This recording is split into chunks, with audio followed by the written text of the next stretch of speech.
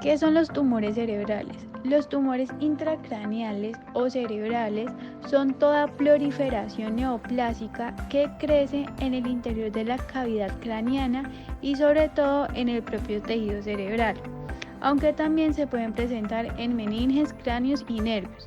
Su naturaleza expansiva hace que sus manifestaciones reproduzcan siempre un cuadro neurológico focal de carácter rápido o lentamente progresivo sin que ninguna región del sistema nervioso sea inmune a su formación. ¿Cómo identificar los síntomas de los tumores? Como primer síntoma se puede presentar el aumento de la presión intracraneana como consecuencia del tejido neoplásico incorporado a la masa nerviosa alojada en el interior del cráneo, produciendo edema, cefalea y vómitos y también rigidez de nuca. El segundo síntoma son los trastornos cognitivos con deterioro de las funciones cognitivistas que pueden afectar la atención, la memoria, el lenguaje o la conducta emocional. El tercer síntoma es la diplopía, que esto hace referencia a la visión doble. El cuarto síntoma es el aumento del perímetro craneal que se presenta en los niños. El quinto síntoma es la creación de focos epileptógenos. El sexto síntoma es la destrucción del tejido cerebral sobre el que presiona. Y el último síntoma son los trastornos del patrón endocrino, especialmente cuando se afecta a estructuras límbico-disencefálicas que secretan hormonas.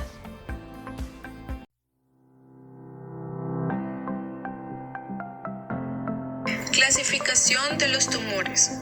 En ellos encontramos los primarios y secundarios. Los tumores primarios se originan en cualquier parte del sistema nervioso, mientras que los secundarios son metástasis cerebrales producidas como consecuencia de un cáncer en el exterior del sistema nervioso. Hasta un 30 o 40% de los tumores cerebrales son metastásicos y su frecuencia aumenta a medida que crece la supervivencia del cáncer. Una característica importante es que los tumores primarios originados en el sistema nervioso raramente producen metástasis fuera de este, aunque sí se pueden producir dentro de él nuevos tumores por metástasis de los que ya existen en el sistema nervioso.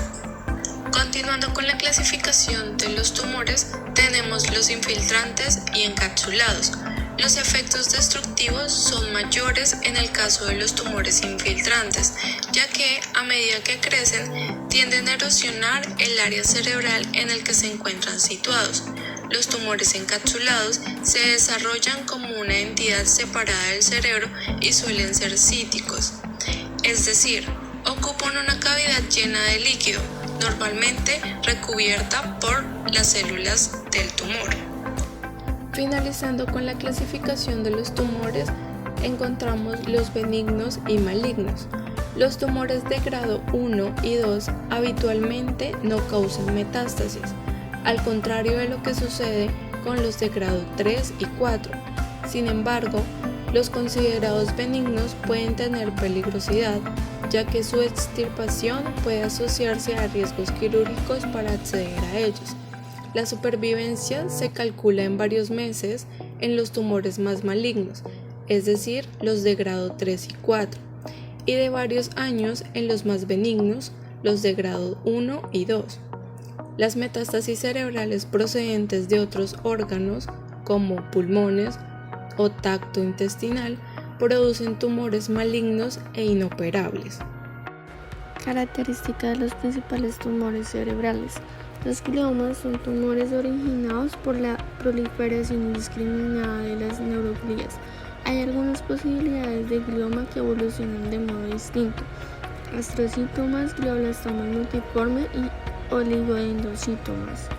En la niñez, los gliomas acostumbran a ser encapsulados y de buen pronóstico, mientras tanto que en los adultos existe más grande el peligro de malignización y de infiltración. Su gravedad es dependiente del nivel, de tal forma que los astrocitomas de nivel 1 y 2 acostumbran a enquistarse y tener un incremento lento, mientras tanto que los de nivel 3 y 4 crecen inmediatamente y son maliciosos. Los astrocitomas del nivel 1 suponen el 40% del total de gliomas y su pronóstico es subjetivamente conveniente, debido a que logran unas tasas de supervivencia mejores a los 20 años. En el otro extremo se hallan los glioblastomas multiformes o gliomas en nivel 4, que son tumores infiltrantes con más índice de malignidad y con expectativas de supervivencia bastante limitadas. Los oligodendrocitomas son tumores gliales de aumento lento y aparición tardía que acostumbran a manifestarse preferentemente en la sustancia blanca del deterioro frontal, adoptando una forma encapsulada. Una vez que empiezan a exponer sintomatología, ya llevan diversos años en incremento. Meningiomas son tumores nucleares de crecimiento lento que se originan en las cubiertas externas del sistema nervioso, en particular en la dura madre o en el espacio subaracnoideo. En los adultos suponen el 20% aproximado de las neoplasias cerebrales y primordialmente son benignos, con un pronóstico subjetivamente correcto. Acostumbran ser frecuentes entre las damas, estando al riesgo de transmisión hereditaria.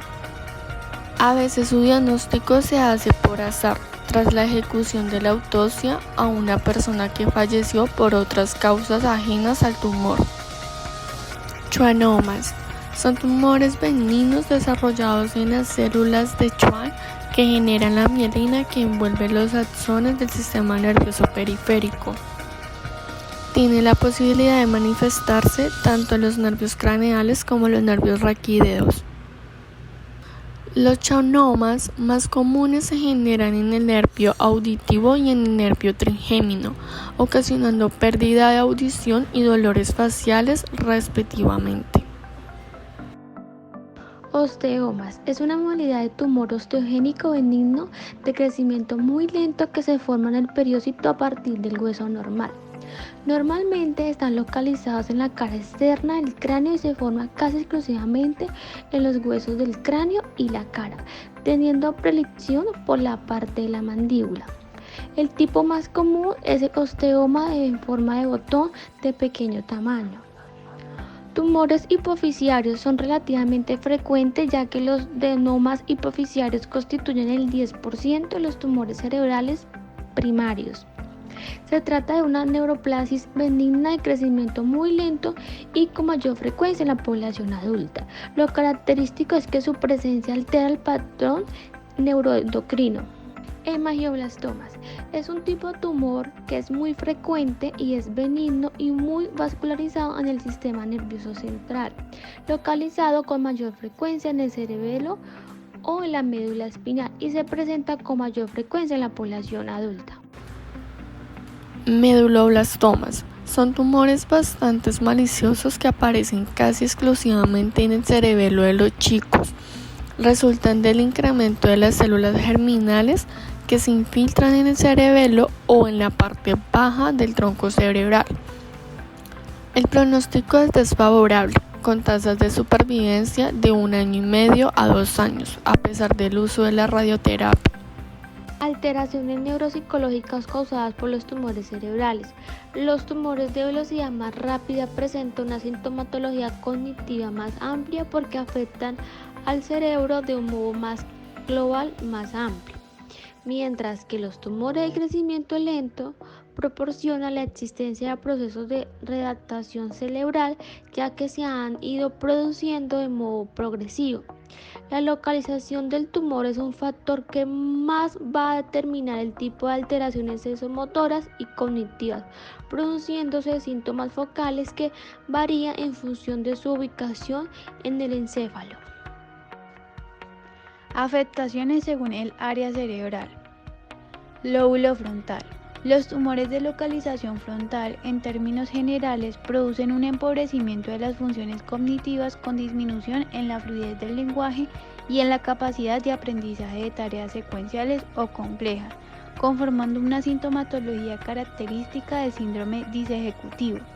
Los tumores que se sitúan en las zonas más elevadas de los lóbulos frontales suelen producir un efecto opuesto, es decir, manifestaciones de hipocinesia, apatía, pseudodepresión y abulia, lo que se denomina habitualmente síndrome pseudodepresivo. Un tumor frontal también puede provocar trastornos afásicos de tipo motor si aplican al área de Broca con reducción del lenguaje espontáneo. Lóbulo parietal. Los tumores de esta área se caracterizan por las alteraciones en el sentido del tacto, con dificultad para identificar o recordar los objetos que han sido identificados a través del mismo. También suelen producirse dificultades en la estructuración del esquema corporal y otras manifestaciones como el síndrome de Kafnen, disgrafía o discalculia. También agnosia digital o incapacidad para reconocer derecha e izquierda. Lóbulo temporal. Cuando los tumores se hallan en el lóbulo temporal, pueden presentarse trastornos de audición, memoria o personalidad. Si permanecen en la zona más intensa del lóbulo temporal izquierdo, se producirán alteraciones selectivas de la memoria verbal o trastornos de memoria icónica. Los tumores temporales masivos pueden generar un cuadro de amnesia mundial generalizada. Finalmente, se debería tener en cuenta que, dadas las estrechas conexiones que tiene el lóbulo temporal con el sistema límbico, es frecuente que la realidad de un tumor en este área realice trastornos de conducta.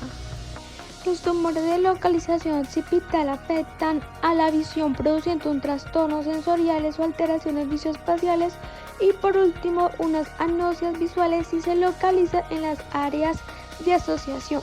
Si están localizados en el tronco cerebral pueden producir unas alteraciones tanto sensitivas como motoras en los nervios craneales.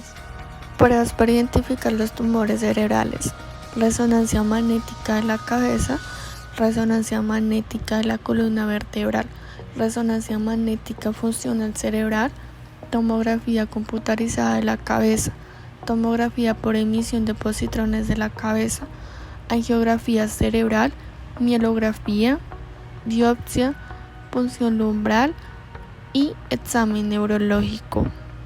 Para concluir, es importante tener en cuenta y conocer el tratamiento que se realiza cuando existe un tumor cerebral.